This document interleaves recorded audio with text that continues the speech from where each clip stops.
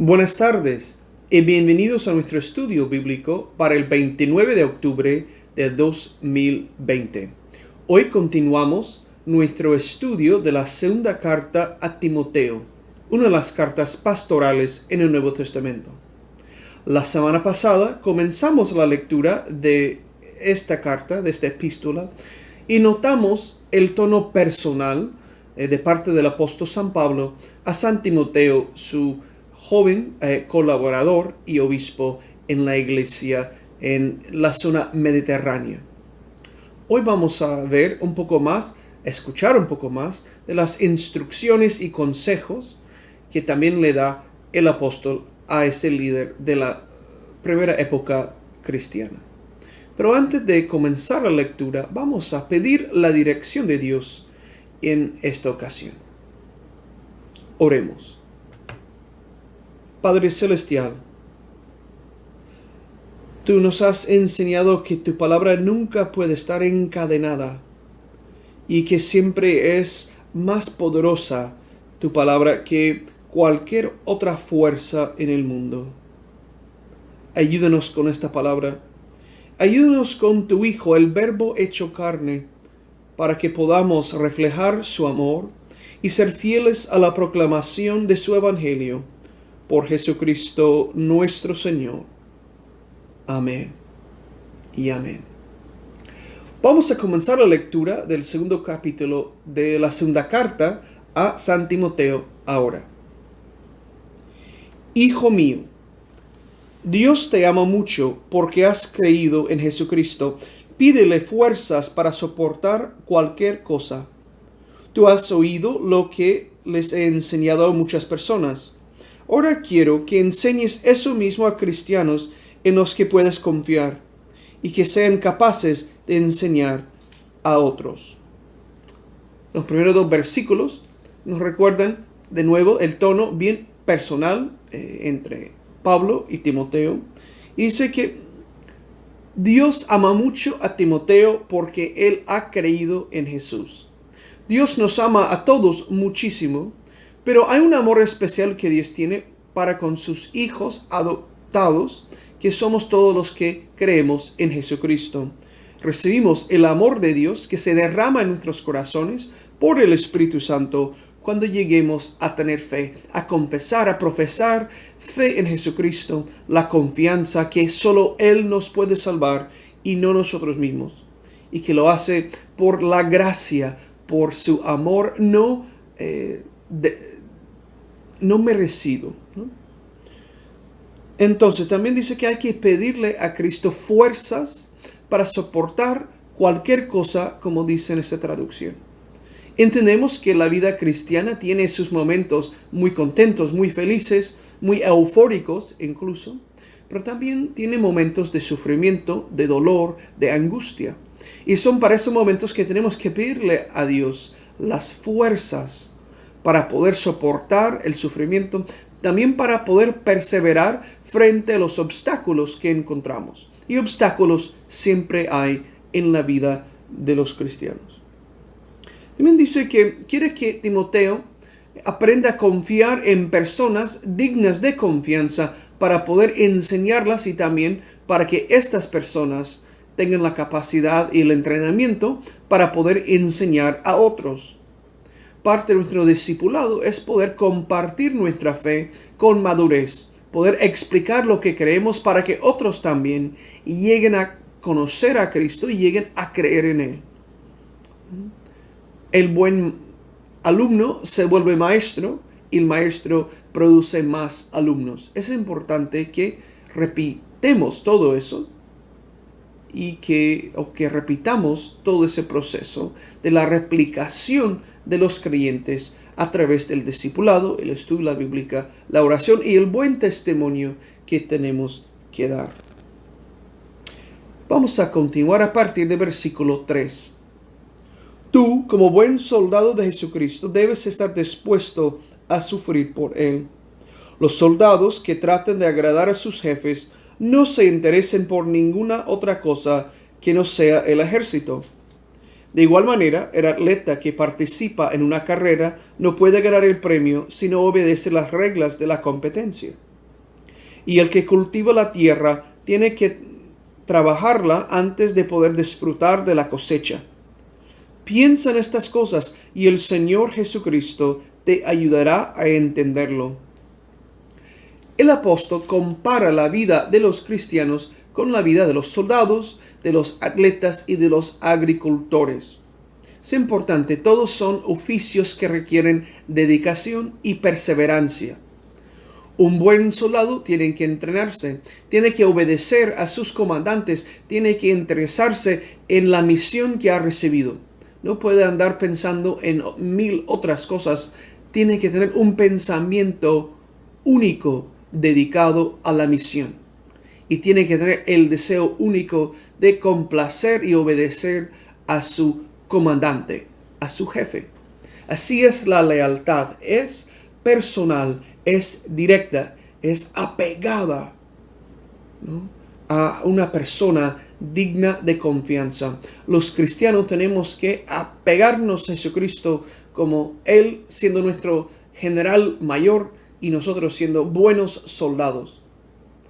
Pero para las personas que quizás no les gusta esa comparación tan militar, podemos pensar en los atletas. Los atletas profesionales tienen que entrenarse todos los días, tienen que cuidar su alimentación, tienen que tener un plan de preparación y tienen que dedicarse y perseverar en su carrera. Tienen que hacerlo bien si quieren ganar un premio. Nosotros, los hombres y mujeres de fe, queremos recibir el premio de la vida en Cristo, queremos recibir la corona de los santos, imagen que se usa en la Biblia para hablar de la dicha y la bendición que Dios quiere darnos en la vida eterna. También el apóstol compara la vida del cristiano con la vida de un agricultor. Un agricultor tiene que trabajar la tierra, tiene que prepararse, tiene que esperar tiempo para que el fruto se madure y también tiene que evitar querer consumir la producción antes de tiempo. Un buen agricultor tiene que tener mucha paciencia y disciplina. Así es con el discipulado cristiano. Necesitamos paciencia, no nos hacemos santos de la noche para la mañana, no nos hacemos maduros de la noche para la mañana. Tenemos que experimentar, probar, dedicarnos, dejar que el Espíritu de Dios cambie nuestros corazones, nuestras mentes y nuestras vidas. Pero así es como Dios funciona, como un buen agricultor que prepara la tierra y da abono, que da todo lo que necesita, espera el tiempo, cuida todas las plantas y hace que al final resulte algo buenísimo. Esa comparación a la agricultura también escuchamos en la boca de Jesús, cuando dice que Él es el viñedo, nosotros somos ramas de las cepas, somos parte de sus plantas que deben de producir uvas dulces y Dios es el agricultor. Recuerdo lo de la iglesia de San Jorge, que la palabra que usa Jesús para hablar de Dios es Georgios, lo que significa en griego agricultor, y nos da el nombre en español, Jorge, como San Jorge. Bien, a partir del versículo 8 continúa esa sección de consejos para Timoteo. Acuérdate de Jesucristo. Según la buena noticia que yo enseño, Jesús era de la familia del rey David y aun cuando murió, resucitó. Por anunciar esa buena noticia sufro mucho y estoy en la cárcel. Me tienen encadenado como si fuera yo un criminal. Pero el mensaje de Dios no está encadenado. Por esa razón soporto toda clase de sufrimientos, para que los que Dios ha elegido se salven y reciban la vida eterna que Cristo ofrece junto a Dios. Esto es verdad. Si morimos por Cristo, también viviremos con Él. Si soportamos los sufrimientos, compartiremos su reinado. Si decimos que no lo conocemos, también Él dirá que no nos conoce. Y aunque no seamos fieles, Cristo permanece fiel, porque Él jamás rompe su promesa. Acuérdate de Jesucristo. Qué buen consejo para todos, que nos acordemos de Cristo, que lo tengamos presente en el corazón y en la mente en todos los tiempos. Que seamos los buenos soldados dedicados a nuestra misión, leales a nuestro comandante. Cristo es nuestro comandante. Entonces dice, según el evangelio que yo enseño y predico, Jesús es descendiente de David, de la familia de David. Eso es decir, que Jesús es el Mesías. Dice, y aunque murió, resucitó. No podemos decir que la misión de Cristo fracasó, sino que fue una misión bien cumplida. ¿Por qué? Porque Cristo resucitó de entre los muertos, venció a la muerte, al pecado, y se declaró victorioso por haber superado las cadenas de la muerte. También el apóstol explica que es por este mensaje, por este anuncio, que él está en la cárcel. Está sufriendo, está encadenado como un criminal. Pero dice, la palabra de Dios jamás está encadenada.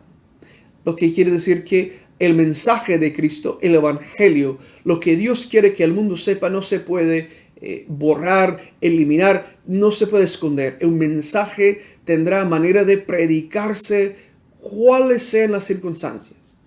Si estamos en la cárcel, hay cómo predicar el mensaje.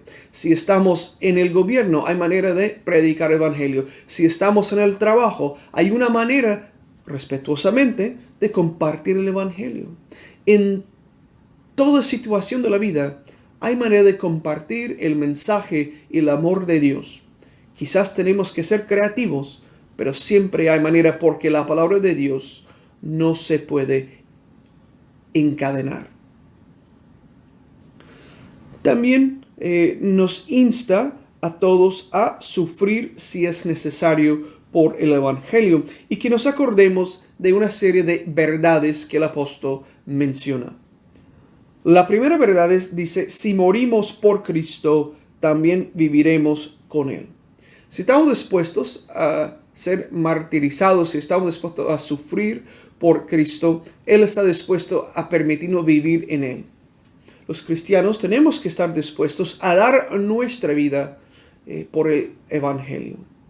En tiempos normales no nos parece realmente algo que Dios puede estar llamándonos a hacer, pero llegará un momento en que ese puede presentarse como una realidad literal. Por ahora muchos podemos sufrir que hablen mal de nosotros, que se quieren burlar, que nos creen fanáticos o tonterías así. Pero también conocemos en el mundo lugares y situaciones actuales en que las personas están invitadas, llamadas a renunciar su fe o a renunciar su vida en esta tierra. El cristiano tiene ese llamamiento de entregar la vida antes de negar su fe en Jesús. Porque tenemos la promesa de si hemos muerto con Cristo, también viviremos con Cristo en su resurrección.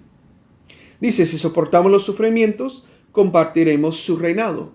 Igual, estar unido con Jesús en nuestra vida, para estar unidos con Jesús en su victoria. Pero dice, si decimos que no lo conocemos, también Él dirá que no nos conoce. No podemos negar a Cristo y esperar que Él quiere invitarnos a entrar en su reinado. Tenemos el ejemplo de Pedro, que negó a Cristo y se arrepintió y pudo volver a estar en relación con Jesús, pero al fin y al cabo dio su vida por el evangelio. Pero tenemos que siempre dar un buen testimonio de Jesús, aunque las consecuencias sean severas. Pero dice, si aunque no seamos fieles, Cristo permanece fiel, porque Él jamás rompe su promesa. Es cierto que nosotros somos débiles, somos pecadores, somos personas que necesitamos la gracia y la ayuda de Dios, y vamos a ser imperfectos hasta el día en que salgamos de esta vida. Pero Jesús permanece fiel. No negó su profesión de ser hijo de Dios delante de Poncio Pilato. No negó ir incluso hasta la cruz por nuestra salvación. Él es fiel. Tenemos que imitarlo y aprender la fidelidad a los pies de Jesús. Vamos a continuar con otra sección de este capítulo a partir del versículo 14. No dejes que nadie olvide estas cosas. Pon a Dios como testigo y advierte a los miembros de la iglesia que no deben seguir discutiendo. Estas discusiones no ayudan a nadie y dañan a quienes las oyen. Haz todo lo posible por ganarte la aprobación de Dios. Así Dios te aprobará como un trabajador que no tiene de qué avergonzarse y que enseñe correctamente el mensaje verdadero. No prestes atención a las discusiones de los que no creen en Dios, pues eso no sirve de nada. Los que así discuten van de mal en peor, y sus malas enseñanzas se van extendiendo como el cáncer. Así también lo han hecho Himeneo y Fileto. Ellos afirman que ya hemos resucitado, pero eso no es verdad, y lo único que logran es confundir a los creyentes. ¿Cuántas veces hemos escuchado discusiones inútiles en la iglesia, en algún estudio bíblico, también en internet, en los medios sociales? Hay muchas discusiones totalmente inútiles sobre teorías o interpretaciones o cosas que realmente no vienen al caso. El cristiano fiel, el obrero digno de su salario, el que está dedicado a Cristo, no tiene por qué entrar en discusiones inútiles. Eso es diferente a responder a preguntas, a conversar con personas para entenderse mutuamente, para poder compartir el mensaje, para aclarar las dudas. Pero estar discutiendo por locuras, por cosas que no están en las Escrituras, por cosas que realmente son menores o que nada tienen que ver con el mensaje del arrepentimiento, del perdón y del amor de Dios, pues tenemos que cuidarnos de eso. Porque hay situaciones en que la gente se confunde, hay situaciones en que la gente incluso parece perder la fe porque hay demasiada discusión, hay demasiados temas que no son centrales al mensaje de Jesús. Como yo estoy a favor de conversar con personas de toda clase de opiniones, de toda clase de creencias, me gusta hablar y escuchar a las personas distintas, pero tenemos que tener claridad en la iglesia, en la casa de fe. Tenemos que afirmar la verdad de la palabra de Dios, la verdad del mensaje que Cristo nos ha dado, y tenemos que evitar buscar cosas que no tienen sentido y no contribuyen a la misión de reconciliar el mundo con Cristo. Continuamos. Versículo 19. Pero podemos estar seguros de lo que hemos creído, porque lo que Dios nos ha enseñado es como la sólida base de un edificio en donde está escrito lo siguiente: Dios sabe quiénes son suyos, y también todos los que adoran a Dios dejan de hacer el mal.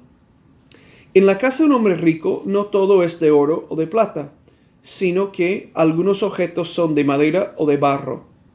Unos sirven para ocasiones especiales y otros para usarlos todos los días. Algo parecido pasa con nosotros. Si dejamos de hacer lo malo y nos olvidamos de las falsas enseñanzas, seremos como esos objetos útiles y muy especiales. Toda nuestra vida le será útil a Dios, que es su dueño, y estaremos preparados para hacer toda clase de bien. Eso se vuelve una imagen interesante.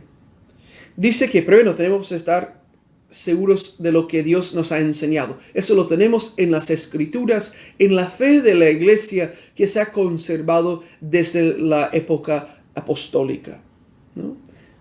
Y ese comentario interesante: Dios sabe quiénes son los suyos. Dios es quien discierne los corazones. Dios es quien puede realmente juzgar si somos cristianos o no. Muchas veces en la vida vamos a encontrar personas que dicen que son creyentes y que realmente no lo son. Y también podemos encontrar personas que dicen que no son creyentes, pero cuando realmente llega el momento determinante, son más creyentes de muchos que hemos encontrado en las bancas de las iglesias.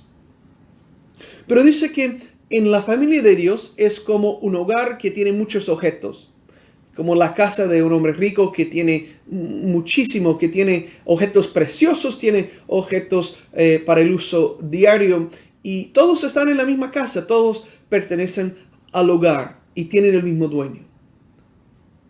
El mundo, la creación entera, es el hogar, es la casa de nuestro Dios, el dueño.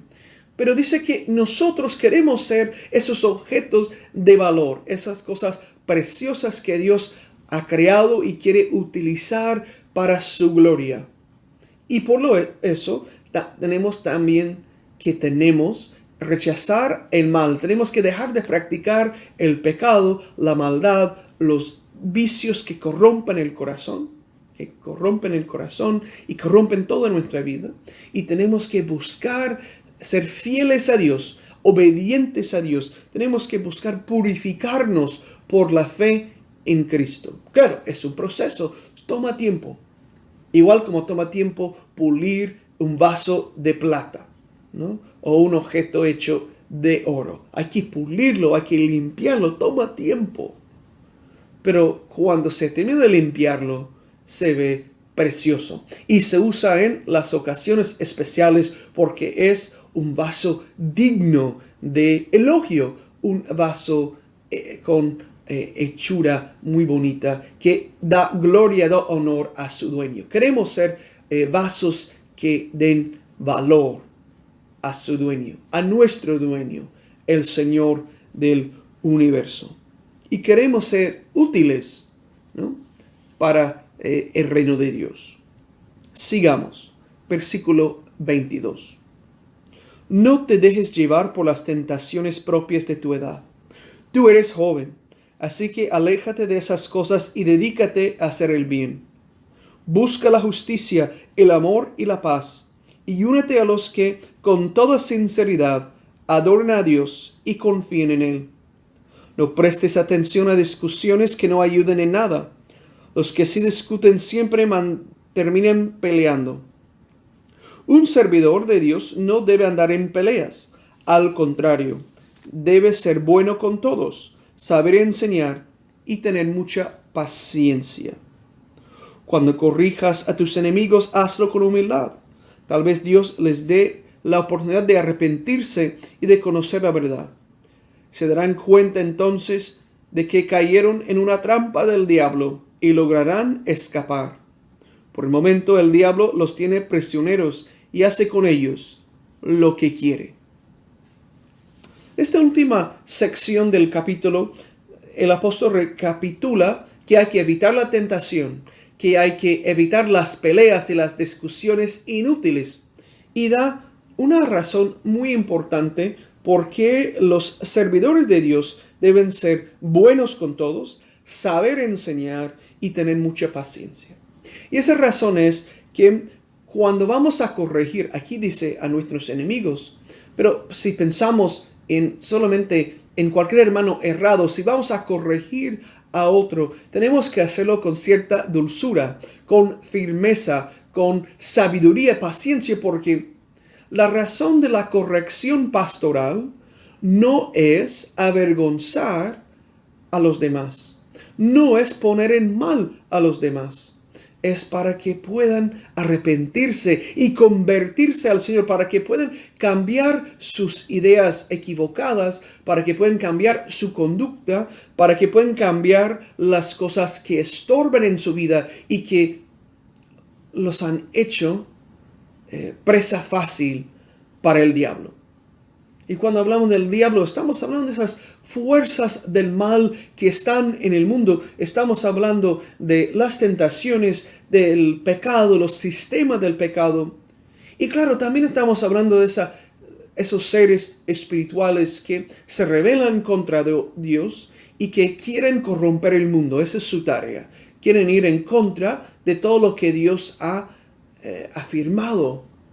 Y todo eso de la maldad, el mal en el mundo, quiere apartarnos de Dios.